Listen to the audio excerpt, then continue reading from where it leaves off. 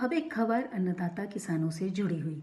उत्तर प्रदेश में खाद की कमी की शिकायतें लगातार मिल रही हैं, जिसके बाद अब खाद की कालाबाजारी को रोकने के लिए एक नई रणनीति बनाई गई है। इसके तहत ये फैसला किया गया है कि अब खाद की हर बोरी पर संबंधित गोदाम और समिति की मोहर लगी होगी, जिससे इस बात का पता चल सके कि खाद किस गोदाम या समिति से उठाई गई है। दरअसल खरीफ सीजन में लगातार इस बात की शिकायतें मिल रही थी कि सहकारी गोदामों में खाद उपलब्ध नहीं है, तो वहीं ये बात इस ओर भी संकेत कर रही थी कि खाद की कालाबाजारी हो रही है। कृषि मंत्री सूर्य प्रताप शाही ने इस बात को लेकर के बैठकें की थी और निरीक्षण भी किया था, जिसमें ये बात सामने आई थी कि खाद की कालाबाजारी हो रही है। यहाँ तक कि उत्तर प्रदेश की नेपाल से लगी हुई सीमा में भी खाद की बोरियां पहुंच रही हैं। जिन किसानों के पास एक बिस्वा जमीन भी नहीं है, उनके नाम पर 40-50 बोरियां खाद की उठाई गई।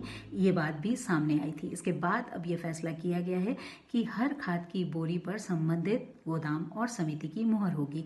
कोऑपरेटिव फेडरेशन के गोदाम में खाद पहुंचते ही उस पर सील लगाई जाएगी। उसके बाद जिन समितियों में भेजा जाएगा उनकी भी सील खाद की बोरी पर लगाई जाएगी, जिससे इस बात का पता चल सके कि ये खाद किस गोदाम या समिति की है। इसके अलावा खाद की कालाबाजारी रोकने के लिए निजी विक्रेताओं पर भी शिकंजा कसने की तैयारी है। औचक निरीक्षण किए जाएंगे और इसके साथ ही थोक विक्रेताओं और फुटकर विक्रेताओं के रजिस्टर का मिलान भी किया जाएगा। खाद की कमी को लेकर के समाजवादी पार्टी ने सवाल उठाया था।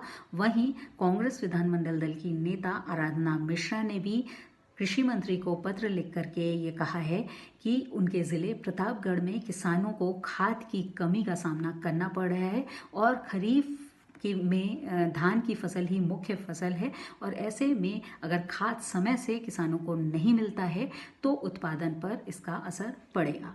इस खबर के बारे में आपकी राय क्या है, ये ज़रूर बताइए। इसके साथ ही द फेडरल देश को लाइक करना और सब्सक्राइब करना न भूलिएगा।